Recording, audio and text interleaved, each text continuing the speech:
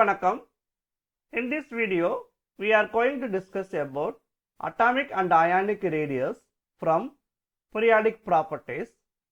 Periodic classification la main role அப்படினு பார்த்தனா modern periodic law. Now what is modern periodic law?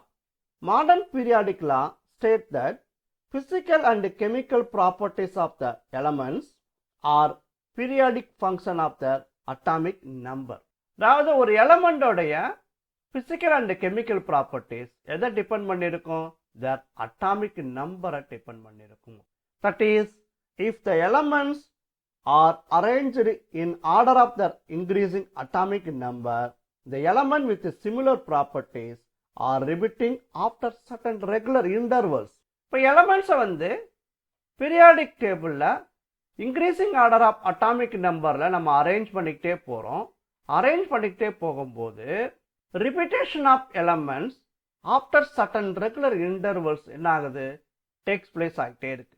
இப்போ நம்ம இங்கே வந்து அரேஞ்ச் பண்ணுறோம். அட்டாமிக் நம்பர் 3 இருக்கக்கூடிய lithium, atomic number 4 beryllium, 5 boron, 6 carbon, 7 nitrogen, 8 oxygen, 9 fluorine, 10 neon, then என்ன வரணும்? அட்டாமிக் நம்பர் 11 இருக்கக்கூடிய சோடியம் வரணும். பட் அந்த சோடியம் வந்து என்ன ஆயிடுச்சு? இங்கே ரிப்பீட் ஆயிடுச்சு. அதே மாதிரி நெக்ஸ்ட் வந்து பார்த்தீங்கன்னா மெக்னீசியம் இங்கே ரிப்பீட் ஆயிடுச்சு, அலுமினியம் இங்கே ரிப்பீட்டட் ஆயிடும். இப்போ இந்த மாதிரி அரேஞ்ச் பண்ணிகிட்டே போகும்போது இது அட்டாமிக் நம்பர் 18 ஆர்கான் இருக்கு, 19 பொட்டாசியம் வரணும், பொட்டாசியம் இங்கே ரிப்பீட்டட் ஆயிடுச்சு. அப்போ if the elements are arranged in the increasing atomic number, the element with similar properties are repeated after certain regular interval. இப்போ இந்த மாதிரி ரிப்பீட் ஆகிட்டே வந்துக்கிட்டே இருக்கு நமக்கு. இப்போ இதைத்தான் நம்ம என்ன சொல்லுவோம் அப்படி கேட்டா பீரியாடிக் ப்ராப்பர்ட்டிஸ் அப்படின்னு சொல்லுவோம். Now what is periodicity in properties? Repetition of properties of elements at regular interval in the periodic table is called as periodicity in properties. அப்போ எலமெண்ட்ஸை வந்து நம்ம அரேஞ்ச் பண்ணிக்கிட்டே போகும்போது சிமிலர் ப்ராப்பர்ட்டிஸ் இருக்கக்கூடிய எலமெண்ட்ஸ் வந்து என்ன ஆயிடும்? ரிப்பீட்டட் ஆயிருக்கு அப்படின்னு நம்ம சொல்லியிருக்கோம். அதான் repetition of properties of elements at regular interval இந்த periodic table is called as periodicity in property. இது ஏன் சார் நடக்குது அப்படின்னு பார்த்தோம்னா this is mostly due to the similar outer most electronic configuration of elements. For example, நான் ஒரு குரூப்ல இருக்கக்கூடிய எலமெண்ட்ஸ் எடுத்துக்கிறேன். இப்போ lithium, sodium, potassium, rubidium, caesium and francium, இந்த எலமெண்ட்ஸ் எல்லாம் ஒரு குரூப்ல இருக்குது. இப்போ ஒரு குரூப்ல இருக்கக்கூடிய இந்த எலமெண்ட்ஸ் எல்லாமே சிமிலர் கெமிக்கல் ப்ராப்பர்ட்டிஸ் இருக்கும். சிமிலர் கெமிக்கல் ப்ராப்பர்ட்டிஸ் இருக்கிறதுக்கு மெயின் ரீசன் அப்படின்னு பார்த்தோம் அப்படி கேட்டா எப்படி இருக்கும்? Similar outer most electronic configuration. For example, நான் சோடியம் எடுத்துக்கிறேன். சோடியத்துக்கு வேணும் அட்டாமிக் நம்பர் 11. இந்த எலக்ட்ரான்ஸை வந்து வேரியஸ் எனர்ஜி லெவலில் ஃபில் பண்ணும்போது கே ஷெல்லில் வந்து 2 எலக்ட்ரான், எல்லில் 8 electrons and last 1 electron goes to M. That electron present in S orbital. Various ஆர்பிட்டாலில் ஃபில் பண்ணுறோன்னு வச்சுக்கோங்களேன். 1s2, 2s2, 2p6, 3s1. இப்போ last 1 electron that is present in S orbital. That is also called as S block elements. Next potassium எடுத்துக்கிறோம். Potassium இன்னும் atomic number 19. இப்போ K ஷெல்லில் 2 electron, எல்லில் 8 electron, எம்மில் 8 எலக்ட்ரான், எண்ணில் 1 எலக்ட்ரான்ஸ் இருக்கு. அப்போ last electron goes to next energy level. இப்போ இதுக்கும் பார்த்தீங்கன்னா ஒவ்வொரு எனர்ஜி லெவல் ஆட் ஆகிட்டே போகுது. இங்கே 3 எனர்ஜி லெவல்ஸ் இருக்கு, இங்கே 4 to 1 எனர்ஜி லெவல் ஆட் ஆகுது. இப்போ அதே மாதிரி லாஸ்ட் ஷெல்லில் எத்தனை எலக்ட்ரான் இருக்கு? 1 இருக்கு. இங்கே எத்தனை இருக்கு? 1 இருக்கு. அந்த ஒரு எலக்ட்ரான் எங்கே போகுதுன்னு பார்த்தீங்கன்னா அதுக்கு எங்கே போகுது? எஸ் ஆர்பிட்டாலுக்கே போகுது. அதனால தான் இது எல்லாமே இப்போ இதில் இருக்கக்கூடிய எல்லா எலமெண்ட்டுமே அவுட்டர் மோஸ்ட் ஷெல்லில் 1 எலக்ட்ரான்ஸ் இருக்கும். அந்த 1 எலக்ட்ரான் எங்கே இருக்கும் அப்படி கேட்டால் எஸ் ஆர்பிட்டால் இருக்கும். இந்த எனர்ஜி லெவல் மட்டும்தான் மாறும். இங்கே 3rd எனர்ஜி லெவல், இங்கே 4th எனர்ஜி லெவல், அடுத்து இங்கே 5th எனர்ஜி லெவல், இங்கே 6th எனர்ஜி லெவல், இங்கே 7th எனர்ஜி லெவல் ஆடாயிட்டே வரும். அப்போ இந்த ரெண்டு எலமெண்ட்டை நம்ம கம்பேர் பண்ணும்போது அவுட்டர் மோஸ்ட் ஷெல்லில் ஒரு எலக்ட்ரான் இருக்கு. அந்த ஒரு எலக்ட்ரான் என்ன ஆர்பிட்டால்ல இருக்கு? எஸ் ஆர்பிட்டால்ல இருக்கு. அப்போ எலக்ட்ரானிக் கான்ஃபிகரேஷன் சிமிலரா இருக்கிறதுனால அது ரிப்பீட்டட் ஆயிடும். அதே மாதிரி தான் நீங்க இங்க beryllium, magnesium, calcium, strontium, barium, radium இது எல்லாம் எடுத்துக்கிட்டாலும் இது எல்லாத்துக்கும் அவுட்டர் மோஸ்ட் ஷெல்லில் 2 எலக்ட்ரான்ஸ் இருக்கும். அந்த 2 எலக்ட்ரான்ஸ் எங்கே ப்ரெசென்ட் ஆயிருக்குன்னா எஸ் ஆர்பிட்டால்ல ப்ரெசென்ட் ஆயிருக்கும். இப்போ அதே மாதிரி இப்போ நைட்ரஜன், பாஸ்பரஸ், ஆர்ஜெனிக், ஸ்டீபின், பிஸ்மத், இப்போ இந்த எலமெண்ட்ஸ் எல்லாமே எடுத்துக்கிட்டோம் அப்படி கேட்டால் இந்த எலமெண்ட்டில் அவுட்டர் மோஸ்ட் ஷெல்லில் எத்தனை எலக்ட்ரான் இருக்கும் பார்த்தீங்கன்னா 5 எலக்ட்ரான்ஸ் இருக்கும். அந்த 5 எலக்ட்ரான்ஸ் எங்கே ப்ரெசென்டாக இருக்குன்னா 2 electron in S orbital, 3 electron in p ஆர்பிட்டால்ஸில் இருக்கும். அப்போ இங்கேயும் பி ஆர்பிட்டாலில் 3 எலக்ட்ரான்ஸ் இருக்கும், இங்கேயும் பி ஆர்பிட்டாலில் 3 எலக்ட்ரான், இங்கேயும் பி ஆர்பிட்டாலில் 3 electron. But energy level only differ. இங்கே 2p3, இங்கே 3p3, இங்கே 4p3, 5p3, 6p3, 7p3 only differ ஆகும். அப்போ repetition of properties of elements at a regular interval in the periodic table is called as a periodicity. This is mostly due to the similar outermost electronic configuration of the elements. Now, what are periodicity in properties?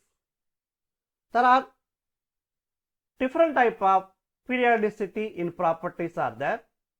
They are first one atomic radius, second one ionization potential or ionization energy or ionization enthalpy ன்னு சொல்லலாம்.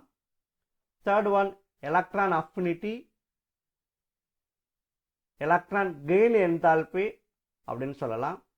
fourth one is electronegativity. These are called as a periodicity in properties. இதில் நம்ம first நம்ம பார்க்க போறது atomic radius. Now what is atomic radius? So consider an atom in which the nucleus are present at center of the atom. அப்போ the distance from center of the nucleus to the outermost shell containing electrons. அப்போ இந்த நியூக்ளியஸுக்கும் outer most ஷெல்லுக்கு இடையில இருக்கக்கூடிய distance தான் என்ன சொல்லுவோம் அப்படி கேட்டீங்கன்னா அட்டாமிக் ரேடியஸ் அப்படின்னு சொல்லுவோம். ஆர் என்ன சொல்லலாம் எப்படின்னு கேட்டீங்கன்னா the distances from center of the nucleus to the point up to which the density of the electron cloud is maximum. Whenever atom lose electron or gain electron, it becomes a ion.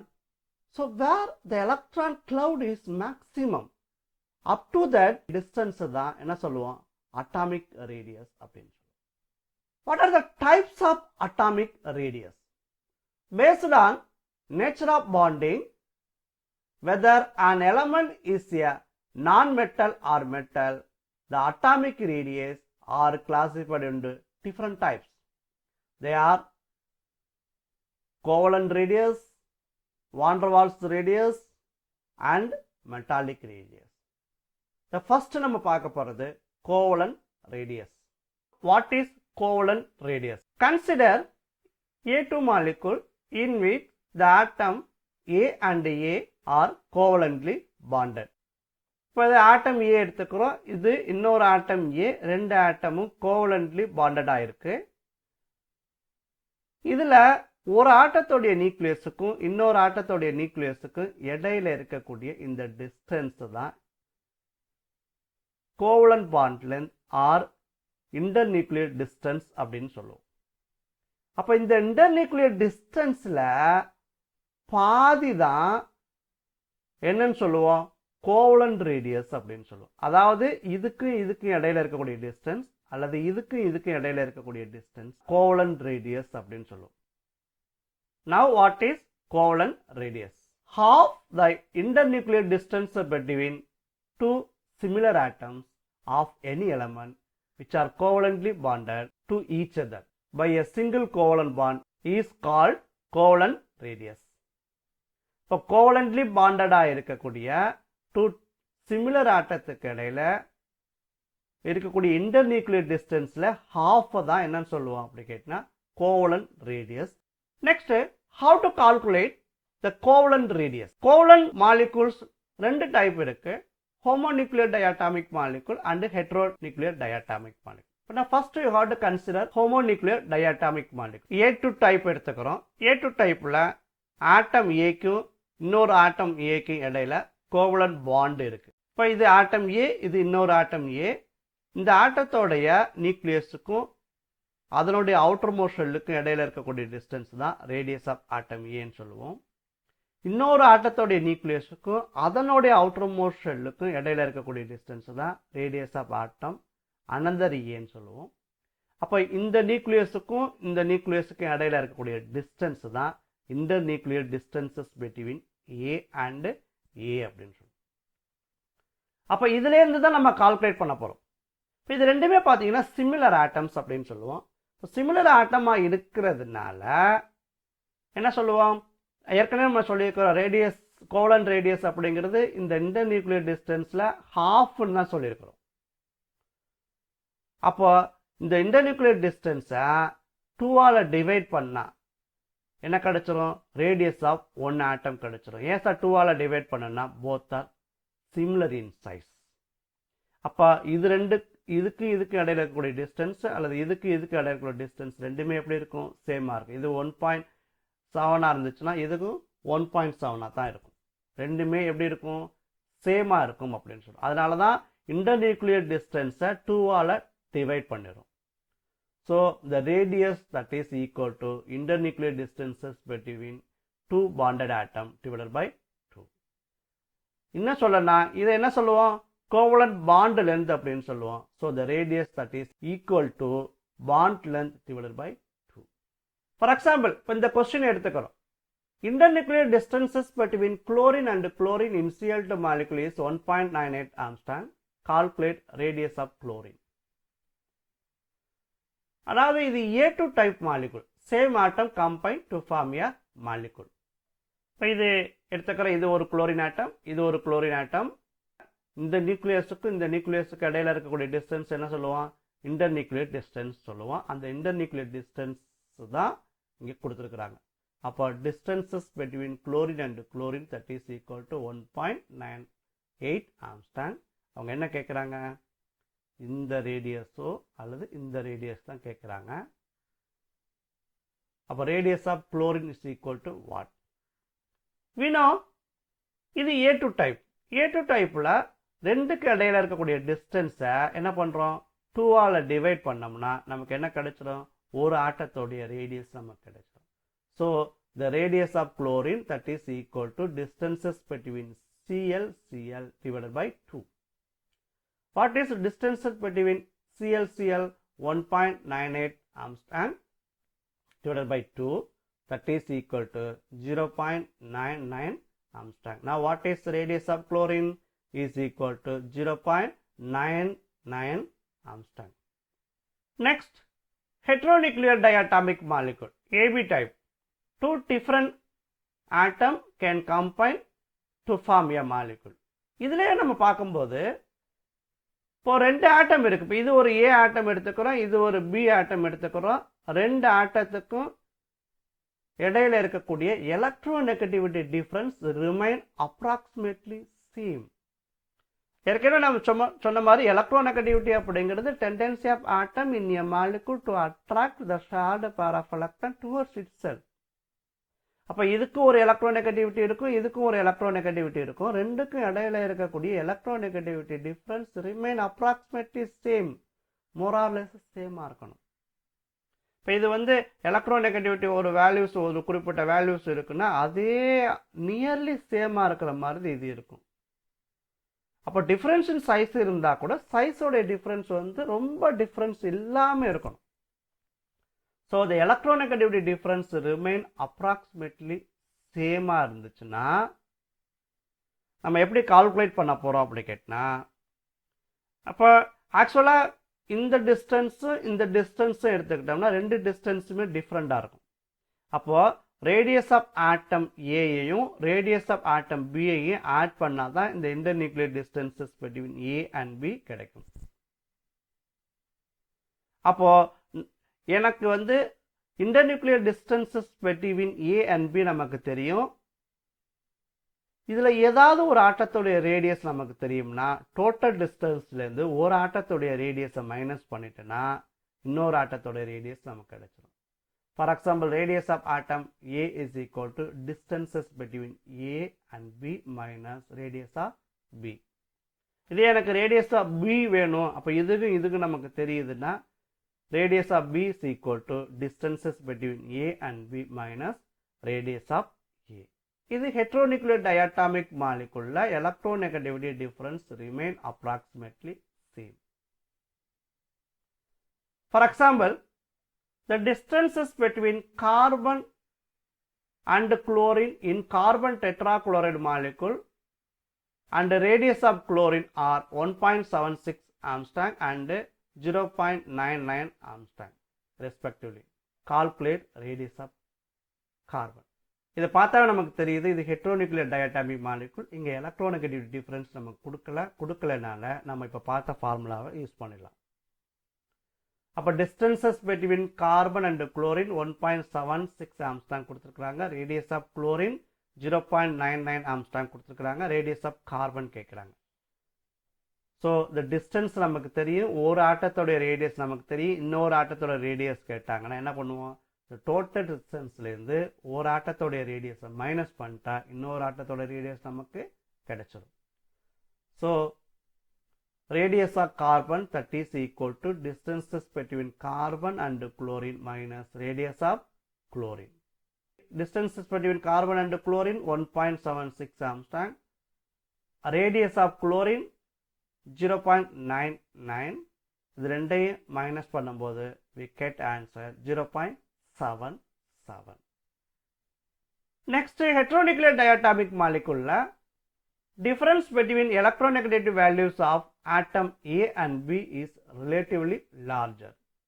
அதாவது ஏங்கிற ஆட்டத்துக்கு வந்து electronegativity ரொம்ப அதிகமாக இருக்குது, பிங்கிற ஆட்டத்துக்கு electronegativity ரொம்ப கம்மியாக இருக்குது. அப்படிங்கிற ஸ்டேஜில் நம்ம என்ன ஃபார்முலா யூஸ் பண்ண போகிறோம் அப்படின்னு பார்த்தோம்னா, the distances between A and B that is equal to radius of atom A plus radius of atom B minus 0.09 int electronegativity of atom A minus electronegativity of atom B. That means difference in electronegativity ன்னு சொல்லுவோம். இந்த del x ன்னு கூட சொல்லுவோம். del x அப்படிங்கிறது difference in electronegativity of two bonded atom. இப்போ xங்கிறது இன்னும் electronegativity. Next one, van der Waals radius. Consider a crystalline molecule. The crystalline molecule in which the molecules are regularly arranged.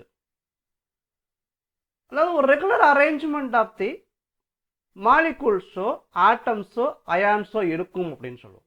இப்போ நான் ஒரு molecule எடுத்துக்கிறேன்.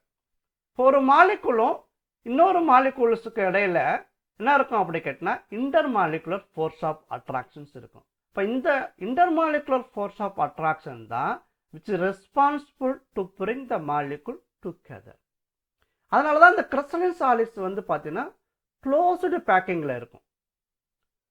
நீங்கள் இதே வந்து லிக்விட் அண்ட் கேசியஸ் ஸ்டேட் எடுக்கும்பொழுது இந்த இன்டர்மாலிகுலர் ஃபோர்ஸ் ஆஃப் அட்ராக்ஷன்ஸ் என்ன ஆகிடும் அப்படி கேட்டினா குறைஞ்சிக்கிட்டே போகும். அப்போ இங்கே இப்போ இது ஒரு மாலிகுல் எடுத்துக்கிறோம், இது ஒரு மாலிகுல் எடுத்துக்கிறோம். இந்த ரெண்டு மாலிகுலும் பக்கத்தில் இருக்கிறதுக்கு யார் ரெஸ்பான்சிபிளாக இருக்கிறது அப்படி கேட்டினா இன்டர்மாலிகுலர் ஃபோர்ஸ் ஆஃப் அட்ராக்ஷன் அப்படின்னு சொல்லுவோம். அதில் ஒரு டைப்பு தான் van der Waals force of attraction. அப்போ இந்த ரெண்டு மாலிகுல்ஸ் எடுத்துக்கிறோம், இது ஒரு மாலிகுல் இது ஒரு மாலிகுல் எடுத்துக்கிறோம். இந்த ரெண்டு மாலிகுலும் bring together by a force. That force is called as a van der Waals force. Okay, அப்போ இதுக்கு இடையில என்ன பண்ணும் அப்படி கேட்டால் ஒரு ஃபோர்ஸ் ஆக்ட் ஆகுது.